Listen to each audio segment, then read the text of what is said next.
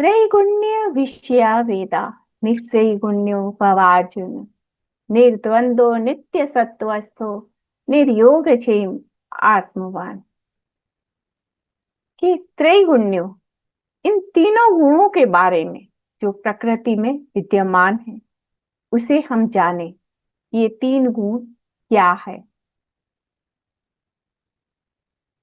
रजोगुण, तमोगुण और सतोगुण। ये तीन गुण प्रकृति में विद्यमान है और हम इन तीनों गुणों के द्वारा ही कार्य करते हैं। इसे तुम जानो, अर्जुन से ये बात कह रहे हैं। और उसके आगे क्या कह रहे हैं कि निस्त्रय गुण्यो भवार्जुन। इन तीनों गुणों को जानते हुए तुम इसे छोड़ दो, तुम इन तीनों गुणों से ऊपर उठ जाओ। तो वास्तव में हम क्या हैं? एज ए सोल हम लोग निर्गुण हैं। सोल का कोई गुण नहीं होता है, सोल निर्गुणी होती है। ये जो गुण है ये प्रकृति में है और ये हमारे मन में उतरते हैं और उसके द्वारा हम कार्य करते हैं। तो हमें भी इन तीनों गुणों से ऊपर उठ जाना है, निर्गुण बनना है, सोल लेवल पे जाना है। निर्द्वंद्व, किसी भी तरह के द्वंद में नहीं रहना है। द्वंद क्या है? हमारे जीवन में द्वंद क्या होते हैं? लाभ, हानि, मान, अपमान, है ना? ये मेरा, ये तेरा, ये सुख है, ये दुख है। ये सभी द्वंद है और कुछ नहीं, मन के द्वंद है। तो इस मन से ऊपर उठना है, इन द्वंद्वों से ऊपर उठना है। मन से ऊपर उठ जाए या द्वंद से ऊपर उठ जाए, एक ही बात है। वो तो ध्यान में हम कहते ही हैं, हम कहाँ हैं? हम इस मन के बियॉन्ड है। अगर हम अपने विचारों को स्थिर कर लें, जिसे पतंजलि ने कहा है चित्त वृत्ति निरोध, जहाँ चित्त की वृत्तियों का निरोध होता है वहां ध्यान घटित हो जाता है। जहां हमारे द्वंद्व समाप्त होते हैं वहां ध्यान घटित हो जाता है, वहां हम स्वयं उपस्थित हो जाते हैं। अपने आप को जानने के लिए सभी तरह के द्वंद्वों से हम परे हटें। नित्य सत्वस्थ, हमेशा अपने सत्य में स्थित रहें। सत्य क्या है? सत्य सिर्फ एक ही है, वो है हमारी चेतना। वही सत्य है और उसी में ही हमें स्थिर रहना है। निर्योग क्षेम, ना तो हमें योग करना है ना ही क्षेम। यहाँ पे निर्योग क्षेम का मतलब क्या आया? हमें अपना जीवन नीडफुल चीज पे जीना चाहिए, जो हमारी नीड की नहीं है। लेकिन हमें क्या होता है, नहीं नहीं, उसके घर पे देखा था बहुत अच्छा था, मुझे भी चाहिए। और हमें जरूरत है या नहीं है, हम उसे लाके अपने घर में रख लेते हैं। पहले हम लाने में एनर्जी वेस्ट करते हैं और फिर ला के रखने पे हमारी जरूरत नहीं है और रख के फिर उसकी देखभाल में हम अपना समय व्यतीत करते हैं। अपने समय की हम कीमत को जाने समझें, तभी हम जो जरूरत की है बस उतना ही हम योग करें। ऐसे मेटेलिस्टिक चीजों में क्षेम वही है, पहले लाना और फिर उसकी देखभाल करना, उसे क्षेम कहा गया है। हम उन दोनों से ही बचें। जो जो आवश्यकता की नहीं है उसके बारे में हम ना सोचें, वहां हम समय ना लगाएं। हमारे लिए क्या जरूरी है बस उतना ही देखें। हमें किससे क्या सीखना है बस उतना ही जाएं। किसी और पे व्यर्थ बात करके अपनी एनर्जी, अपना समय बर्बाद ना करें। किसी और पे वक्तव्य मांगने से बेहतर है हम अपने भीतर देखें, मैं क्या देख रहा हूं, मैं क्या समझ रहा हूं, उस पे अपना समय लगाएं। आत्मवान, आत्मवान बने। अगर द्वंद्व से परे हो गए, हमेशा नित्य सत्य में स्थिर रहे और निर्योगक्षेम नहीं करेंगे, तो आत्मवान बनेंगे।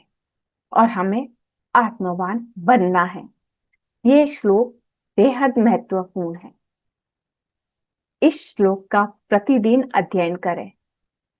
इसे प्रिंट आउट निकाल के जहां बैठते हैं उसे एक स्टिकर की तरह लगा के रखें कि हमें आत्मवान बनना है। और आत्मवान बनने के लिए हमें क्या क्या करना है वो हम देखें, वो जाने और उस पे चलें। जब तक केवल इसको पढ़ के छोड़ दिया तब तक कुछ नहीं होगा। इस पे चलना जरूरी है, अपने जीवन में इसे उतारना जरूरी है, तभी हम इसे समझ पाएंगे, आत्मवान बन पाएंगे। और हमें वही बनना है। नेक्स्ट श्लोक पे चलते हैं। आप में से अगर कोई इसे पढ़ना चाहता है तो जरूर आए आगे और इसे पढ़े,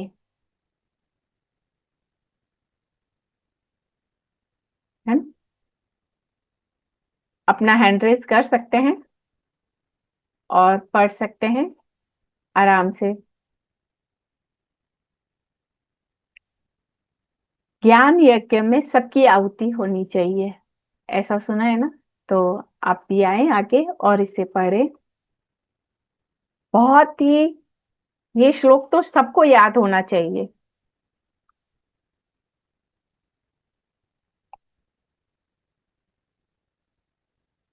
कोई पढ़ना चाहेगा? जी। कर्मण्येवाधिकारस्ते मा फलेषु कदाचन मा कर्मफलहेतुर्भू मा ते संगोऽस्त्वकर्मणि।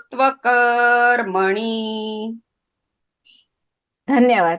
Thank you very much. Welcome. यहाँ भगवान हमारा अधिकार क्षेत्र बता रहे हैं कि आपके अधिकार में क्या है और क्या नहीं। तो हमें अपना अधिकार में क्या है उसे ही देखना है, और जो अधिकार में नहीं है उसकी तरफ हमें नहीं देखना है। कर्मण्येवाधिकारस्ते, तुम्हारा अधिकार सिर्फ कर्म करने में है। जो भी कर्म करना है उस पे ही सिर्फ अधिकार है। उसका फल क्या है उस पे कभी भी नहीं सोचना है, बिल्कुल भी नहीं, कदाचन, किंचित मात्र भी नहीं सोचना है कि फल क्या मिलने वाला है। मैं किसी के लिए ये कार्य करूंगा तो मुझे थैंक यू मिलेगा, उतना भी नहीं सोचना है। थैंक यू, या हम किसी की मदद करें तो वो इसके ये सोच के करें कि वो फिर से मेरी मदद करेगा, है ना? सोशली क्या सोचते हैं, हमें काम करना चाहिए तभी हमारे लोग मदद करेंगे, हम दूसरों की मदद करेंगे तभी लोग हमारी मदद करेंगे, है ना? ऐसा भाव रख के हम मदद करते हैं। ऐसा भाव रख के कभी भी मदद ना करें। आप में भगवान ने ये सक्षमता दी है कि आप मदद कर सकते हैं, बस वही सोच के मदद करें कि ये सक्षमता मदद करने की उन्होंने दी है, ये शक्ति उन्होंने ही दी है, तो बस मैं उसके द्वारा कार्य कर रहा हूं। फल की इच्छा पे बिल्कुल भी अधिकार नहीं है। और कभी ऐसा भी ना सोचें कि फल पे अधिकार नहीं है तो मैं कर्म ही क्यों करूं, है ना? ये सोच के कर्म छोड़ दूं, ऐसा भी नहीं है। माते संगोस्त्व अकर्मण, और कभी भी कर्म न करने के प्रति जो आसक्ति होती है ना, कि मैं ये कर्म नहीं करूंगा, क्यों नहीं करूंगा, अरे ये तो बहुत हार्ड वर्क है, इसको करने में बहुत मेहनत लगेगी, बहुत समय लगेगा, है ना, इसको मैं कैसे कर सकता हूँ। ये ऐसी अनेक बातें कर्म कर किसी भी कार्य को करते समय हमारे मन में आता है। तो ऐसा सोचकर हम किसी कर्म को, किसी की मदद को हम छोड़ दें, ऐसा कभी भी नहीं करना चाहिए। तो हम अपना दायरा देखें, भगवान ने हमारे दायरे में क्या दिया है, कर्म करना दिया है। तो हम अपने दायरे में रहते हुए अपने कर्म के प्रति हम सजग रहें कि हम कर्म करें, लेकिन किसी भी तरह की फल की इच्छा के बिना।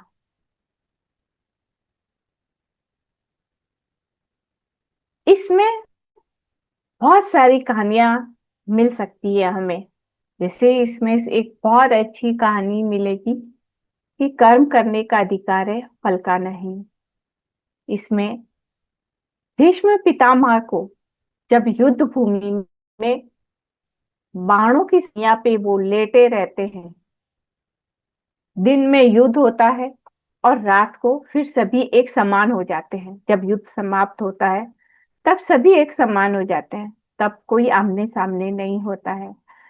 तो जिस दिन अर्जुन ने भीष्म पितामह को बाणों की सैया पे लिटाया था, उस दिन फिर रात को कृष्ण और अर्जुन दोनों भीष्म पितामह से मिलने के लिए जाते हैं। और वहां भगवान भीष्म पितामह भगवान से पूछते हैं, कृष्ण से, कि ये मेरे कौन से जन्म का प्रतिफल है, मेरा ऐसा कौन सा कर्म है। यहाँ देखिए भीष्म पितामह भी कितने जागरूक है। उन्होंने ये नहीं पूछा मेरे साथ ऐसा क्यों हुआ, उन्हें इस बात की जागृति है कि जो हो रहा है बिना कर्म के कुछ नहीं होता है। तो उन्होंने भगवान से भी सीधा यही सवाल किया, ये मेरे कौन से कर्म का प्रतिफल है। तो भगवान भी उन्हें कहते हैं, तुम अपना वो जन्म याद करो। और जब वो याद करते हैं तो वो पाते हैं कि उन्होंने अनजाने में ही एक उस जन्म में एक सांप, एक रास्ते में वो चल रहे थे, उन्होंने सांप को उठा के ऐसे फेंक दिया, रेंडमली उन्होंने फेंका, कोई इंटेंशन के साथ में नहीं फेंका था उन्होंने। कि वो रास्ते से गुजर रहे थे, वहां सांप भी गुजर रहा था और उन्होंने उसे उठा के फेंक दिया और वो सांप एक कटीली झाड़ियों में जाके गिरा। इतने कांटों की उसे चोट लगी और उस चोट में वो उसकी मृत्यु हो गई, वो वहां से निकल नहीं पाया और उसकी मृत्यु हो गई। तो आज भीष्म पितामह उन्हीं बाणों की सैया पे लेटे हुए हैं। तो कर्म जो अभी सामने दिखाई दे रहा है उसमें हमें क्या लग रहा है, ये अभी कितने कष्ट में है, भगवान ने इन्हें कितना दर्द दिया है। हम सिर्फ ये सामने की पिक्चर को देखते हुए कह देते हैं, इतनी व्याख्यान कर देते हैं, ये सही है ये गलत है। हम पीछे की पिक्चर को जानते ही नहीं है। बिग पिक्चर को कभी जाने बगैर हम कभी किसी के लिए कोई सवाल खड़ा ना करें। इसीलिए पत्री जी कहते थे, किसी के लिए जजमेंट नहीं करें, कोई कंप्लेन ना करें। ये दोनों हमारे 18 प्रिंसिपल में है। इसका बहुत गहरा संबंध है। अगर इसको हम अच्छे से समझें कि हम जजमेंट क्यों ना करें, हम कंप्लेन क्यों ना करें, तो समझ में आएगा। अगर आप ये दोनों करना बंद कर देते हैं तो कर्म बंधनों से मुक्त होने लगते हैं। तो भीष्म पितामह को आज हम सामने देख रहे हैं कि वो बाणों की सैया पे है, लेकिन अगर पीछे की स्टोरी को जानेंगे तो हम एक भी सवाल नहीं करेंगे, हम एक भी जजमेंट नहीं करेंगे। तो ये होता है, जो भी हमारे जीवन में होता है उस पे कोई जजमेंट ना करें, उस पे कोई कंप्लेन ना करें, वहां से हम लर्निंग लें। बिना कारण कभी भी कुछ भी नहीं होता है। हर घटना का एक कारण है। ये है कि हम इतने जागरूक नहीं है, इतने सजग नहीं है कि हम उस कारण को जानते नहीं है, बस इतना ही है। तो हम सजग बने और जागरूक बने कि हम जान सके कि हम हमारा अधिकार सिर्फ कर्म करने पे है, फल पे नहीं है। स्टिल भी धन्यवाद मैम, दोस्तों आज के लिए। मैम मैम यदि गलत हो रहा हो तो हम तो फिर तो हमें आवाज उठानी चाहिए ना। यदि कोई सामने वाला गलत कर रहा है तो फिर तो हमें बोलना चाहिए। गलत इन तो द सेंस समझिए, आपका क्या है? गलत मानो गलत कार्य किया जा रहा है हमारे सामने, कोई उसका अपने अधिकार का दुरुपयोग कर रहा है, तो हमें वहां पे बोलना चाहिए कि सर आप ऐसा गलत कर रहे हो या मैडम आप ऐसा गलत कर रहे हो। तो वहां भी यदि हम चुप बैठे तो ऐसा श्री कृष्ण जी ने नहीं कहा कि आप सब कुछ बर्दाश्त कर लो। उन्होंने तो कहा कि सत्य के खिलाफ आपने आवाज उठानी है यदि सामने वाला गलत चीजें कर रहा है तो तभी तो युद्ध हुआ है ना, सामने वाला गलत था तो युद्ध हुआ। ओके बिल्कुल मैम। सही, धर्म युद्ध तभी हुआ है वो। और लेकिन गलत और सही का जल्दी से निर्णय हम नहीं कर सकते हैं, क्या गलत है क्या सही है। लेकिन हाँ, कुछ संदर्भ में हम ऐसा समझ सकते हैं या समझा सकते हैं, वो भी बिना किसी इंटेंशन के, बिना किसी क्रोध के, बिना किसी विवाद के, एक मध्यम मार्ग लेते हुए हम बता सकते हैं। किसी को कुछ बताने में हमारा अहंकार भी ना होना चाहिए।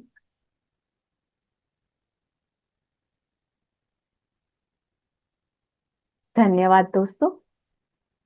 आज से रिलेटेड अगर आप में से किसी और का अगर कोई सवाल है या कुछ एड ऑन करना है, आप लोग कर सकते हैं। यस मास्टर, किसी का कोई भी सवाल है तो पूछ सकते हैं।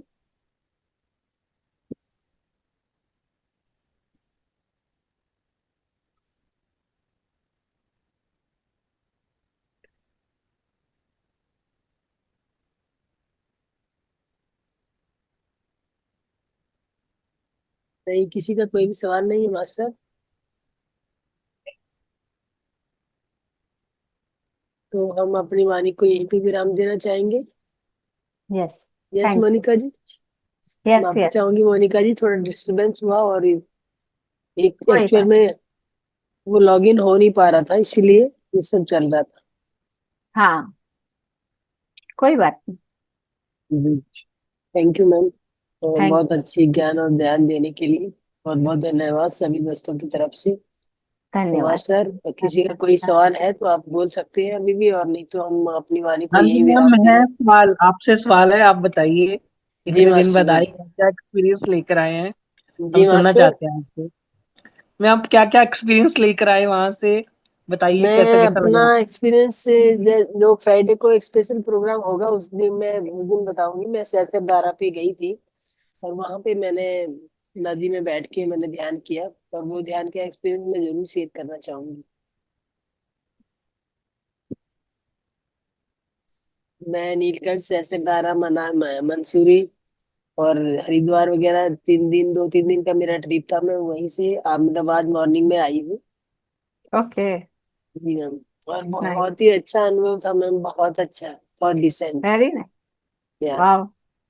नाइस। गंगा के किनारे पे घर की पौड़ी पे बैठ के मैंने वहां पे ध्यान किया, तो ध्यान का आनंद ही कुछ अलग था। बिल्कुल बिल्कुल। यस। यस सूर्या जी, जरूर आपकी ये जो शिकायत है मैं आपको फ्राइडे को पूरी अपनी स्टोरी बताऊंगी। गंगा के किनारे ध्यान का अनुभव ही और होता है, गंगा हो या नर्मदा हो। नदी के किनारे जब हम बैठ के ध्यान करते हैं या नदी में बैठ के ध्यान करते हैं, उसका अनुभव कुछ और ही है। ऋषिकेश मेरे भी बहुत फेवरेट जगह है। तो मैम जी मैम। जगह का महत्व हम माने कि ध्यान में जगह का भी महत्व है। बिल्कुल है, एकदम है। आपके घर में भी है। और आपके घर में भी एक जगह होनी चाहिए ध्यान के लिए, उसका भी बड़ा महत्व है। जिस जगह पे हम बैठ के बातें करते हैं, मोबाइल पे बात करते हैं, या जिस जगह पे हम सोते हैं, उस जगह पे अगर आप बैठ के ध्यान करोगे तो ध्यान अच्छा नहीं होगा। एक ध्यान बिल्कुल के बिल्कुल। लिए एक छोटी सी जगह निश्चित तौर पे अलग से होनी चाहिए, जहां हम प्रतिदिन बैठ के ध्यान करें। तो ध्यान के लिए जगह का बेहद महत्व है। और जो हमारी तीर्थ स्थली है वो ऐसे ही नहीं बनी है, उसका भी बहुत महत्वपूर्ण है। वहां का एक एनर्जी पॉइंट बनते हैं। हर जहाँ हमारे जो तीर्थ स्थल है वो सभी हमारे एनर्जी पॉइंट्स पे हैं। तो उस जगह का भी एक महत्व है।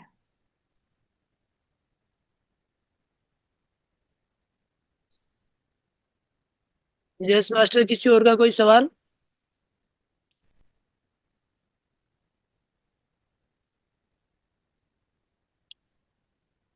ठीक है, चलिए, शायद किसी का आप कोई शुभ सवाल। रात्रि मेनका जी, बहुत बहुत धन्यवाद।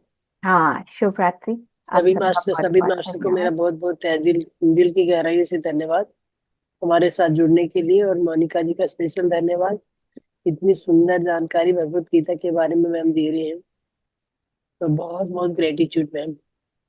Thank you.